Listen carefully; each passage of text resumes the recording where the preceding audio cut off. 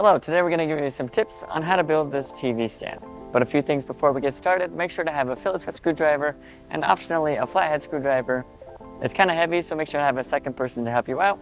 And just make sure all the pieces are facing the right way when you're putting it together, and you'll do great. So let's get into it. Just a quick disclaimer, these tips don't cover every step, so make sure you follow the instructions and complete all the steps in order.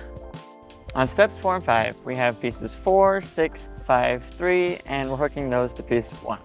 And on these, you just want to make sure that these grooves line up all the way along these squares right here, and that all of the holes are facing inwards like this. And then we'll secure all these pieces on with the cam locks. And with the cam locks, we find that a Phillips head screwdriver can work, but a flathead screwdriver works a little bit better. So we'll go ahead and do all of those. I've already done most of them, except for this one. And now we can move on. On step 10, we have pieces 11 and pieces 12. And the main point on this step is to have these cam lock holes facing outwards, like the bolts here, and the 2 hole side facing up, like this. Go ahead and put those in there, and then secure them with the cam locks. All right, now that those are all tight, we can move on to step 11, which is with these long pieces, which are both 10. And on these, you want to make sure that these cam lock holes are facing inwards and that this finished edge with the 3 holes is facing up.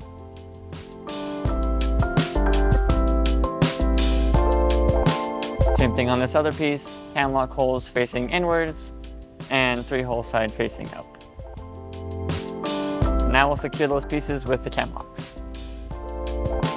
All right, those are all tight, and now we can move on.